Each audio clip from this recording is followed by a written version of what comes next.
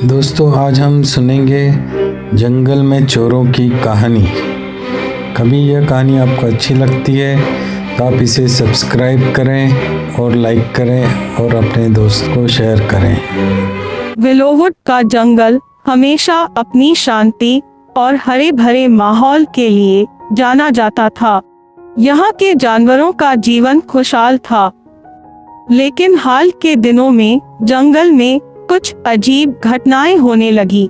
फल गायब हो रहे थे, झील का पानी दूषित हो रहा था और पक्षी परेशान होकर इधर उधर उड़ रहे थे। पिप और टिली, जो हमेशा रोमांच के लिए तैयार रहते थे, इस बार कुछ अलग महसूस कर रहे थे।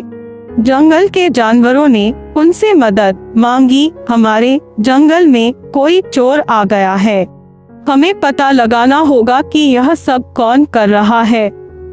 पिप ने अपनी चमकती नीली आंखों से टिली की ओर देखा और कहा, इस बार हमारा काम सिर्फ रोमांच का नहीं बल्कि जासूसी का है।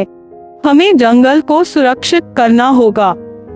टिली ने अपनी झबरीली पूंछ फड़काई और कहा, तैयार हो जाओ पिप, यह हमारा अब तक का सबसे बड़ा रोमांच होगा। दोनों ने सबसे पहले उन जगहों पर जाना शुरू किया जहां चोरी हुई थी। उन्होंने देखा कि फल वाले पेड़ों के नीचे कुछ पंजों के निशान थे। पिप ने उन्हें ध्यान से देखा और कहा, ये निशान हमारे जंगल के जानवरों के नहीं लगते। कोई बाहरी आया है। टिली ने पास के झाड़ियों की ओर इशारा करते हुए कहा, देखो, यहाँ टूटे हुए पत्ते और फलों के छिलके हैं। हमें इनका पीछा करना होगा। निशानों का पीछा करते करते वे जंगल के एक सुनसान हिस्से में पहुंच गए। वहां एक गुफा थी जो झाड़ियों से ढकी हुई थी। पिप ने फुसफुसाते हुए कहा, यहाँ कुछ तो गड़बड़ है। जैसे ही वे गुफा में घुसे, उन्होंने देखा कि वहां फल, पानी के कंटेनर और चमचमाती चीजों का ढेर लगा हुआ था।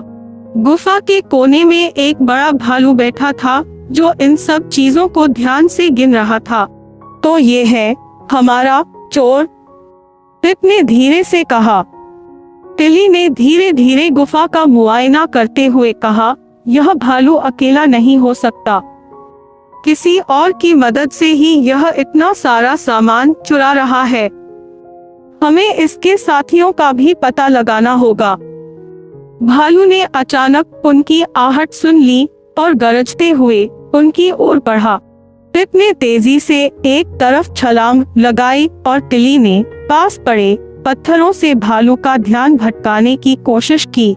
भालू ने गुस्से से कहा, तुम लोग यहाँ क्या कर रहे हो?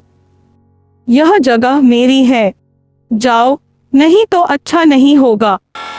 पिप ने बहादुरी से कहा, तुमने हमारे जंगल को नुकसान पहुंचाया है, तुम्हें इसका जवाब देना होगा।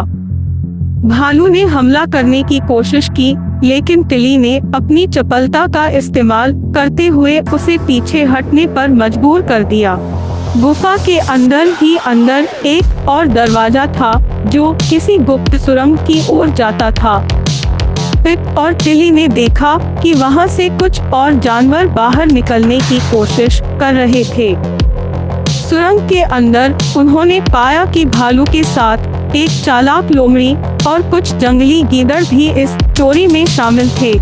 लोमड़ी ने एक योजना बनाई थी कि जंगल में हाहाकार मचाकर वह बाकी जानवरों पर राज करेगी। अगर यह योजना सफल हो गई तो हम पूरे जंगल के मालिक बन जाएंगे, लोमड़ी ने गीदड़ों से कहा। पिप और टिली ने यह सब सुन लिया। टिली ने कहा, हमें तुरंत इनकी योजना को रोकना होगा। पिप ने सुझाया, हम जंगल के दूसरे जानवरों को बुलाएंगे और इन्हें पकड़ने के लिए जाल बिछाएंगे। टिली ने जल्दी से जंगल के तोतों को बुलाया जो सबसे तेज उड़ सकते थे। उन्होंने बाकी जानवरों को चेतावनी दी और उन्हें गुफा के पास इकट्ठा होने को कहा। जब भालू और उसके साथी गुफा से बाहर निकले तो पिप ने पेड़ों के ऊपर छिपकर उनका ध्यान भटकाया। टिली और बाकी जानवरों ने मिलकर उन्हें जाल में फंसा लिया। लोमड़ी ने गुस्से से कहा, तुम छोटे जानवर हमारी योजना कैसे रोक सकते हो? पिप ने मुस्कुराते हुए जवाब दिया, हमारे पास ताकत से ज्यादा बुद्धि और एकता है। यही हमारी सबसे बड़ी शक्ति है। भालू और उसके साथियों को जंगल से भगा दिया गया। पिप और टिली की बहादुरी और चतुराई की वजह से जंगल में फिर से शांति लौट आई। सभी जानवरों ने मिलकर पिप और टिली का धन्यवाद किया। बुजुर्ग उल्लू ने कहा, तुम दोनों ने साबित कर दिया कि सच्चा साहस और बुद्धि सबसे बड़ी ताकत होती है। पिप और टिली ने मुस्कुराते हुए कहा, जब भी जंगल को हमारी जरूरत होगी हम तैयार रहेंगे। और फिर दोनों ने अगली बड़ी चुनौती और रोमांच का इंतजार करते हुए विलोवुड की पगडंडियों पर दौड़ना शुरू कर दिया।